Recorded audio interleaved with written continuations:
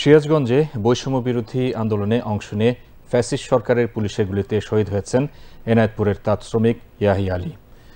পরিবারের একমাত্র উপার্জনকারী হতদরিদ্র এই শ্রমিককে হারিয়ে অঝরে কাঁদছে তার দুই শিশু সন্তানসহ পুরো পরিবার।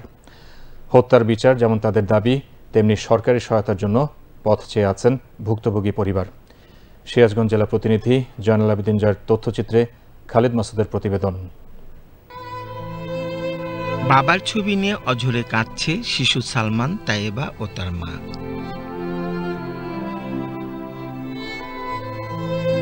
কথা ছিল দেশকে স্বৈরাচার মুক্ত করে বাড়ি ফিরবেন এই শিশুদের বাবা ইয়াহিয়া।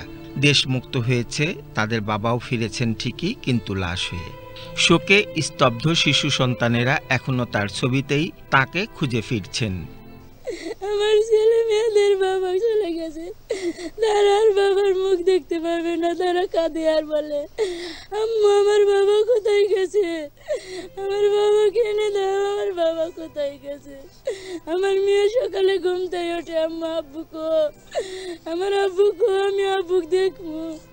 ছেলে কই, আম্মু আব্বু বাবা কোথায় গেছে, আমার বাবা কো আর আসবে না।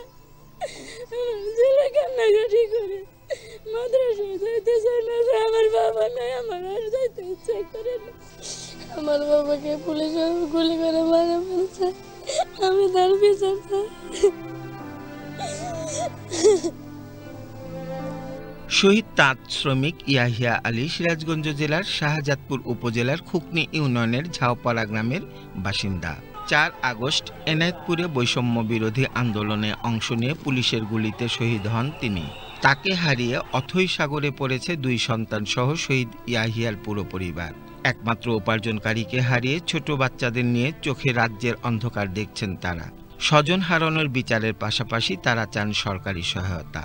আমার সন্তান, নিরহ সন্তান, তাকে যে গুলি করে হত্যা করলো, আমি আর সঠিক বিচার যেন দেখে যেতে পারি, নতুন সরকারের কাছে এই আবেদন।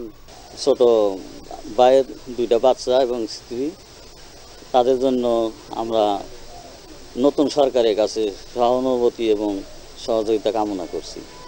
নতুন সরকার ইয়াহিয়া হত্যার বিচার করবে এবং তার অসহায় পরিবারের পাশে দাঁড়াবে, এমন প্রত্যাশা গ্রামবাসীরও। আমার সাথে তাঁত শ্রমিকের কাজ করতো, খুবই ভালো ছেলে ছিল। ফ্যাসিস্ট সরকারের পুলিশ বাহিনী নির্বিচারে নির্বিধায় গুলি করে ছেলেটাকে যে হত্যা করলো, গ্রামবাসী হিসাবে আমরা এই নতুন সরকারের কাছে আকুল আবেদন জানাই, এইটার যেন সঠিক তদন্ত করে একটা লোকও যেন বাদ না যায়, প্রত্যেকটা লোকে যেন শাস্তির আওতায় আসে। স্বৈরাচারী শেখ হাসিনা ভারতে পালিয়ে গেলেও দেশ বয়ে বেড়াচ্ছে তার গণহত্যার হাজারো ক্ষতচিহ্ন।